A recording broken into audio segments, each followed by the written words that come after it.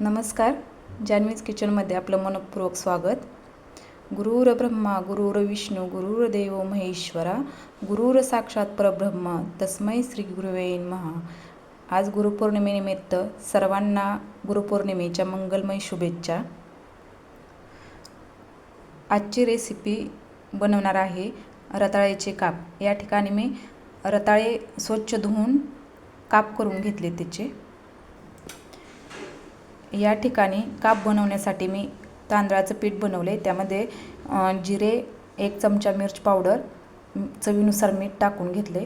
तुम्हाला उपवासासाठी रताळ्याचे काप बनवायचे असतील तर भगर आणि शाबू अर्धी वाटी भाजून त्याचे पीठ करून त्यामध्ये लाल मिरच पावडर आणि चवीनुसार मीठ टाकून करू शकता.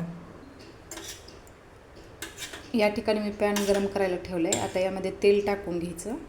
आपल्याला रताळ्याचे काप वाफवून घ्यायचे. त्यामध्ये तुम्हाला आकार जसा हवा तसे कट करू शकता.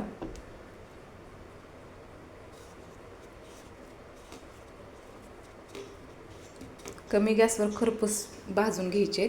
खूप छान टेस्ट लागते याची.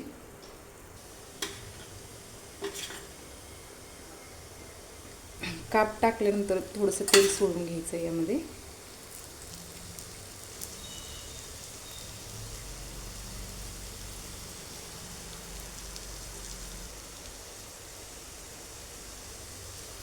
साईडने काप परतून घ्यायचे.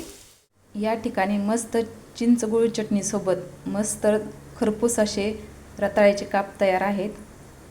तर एकदा नक्की करून बघा. आवडले तर लाईक, शेअर, कमेंट आणि सबस्क्राईब करा. थँक्यू.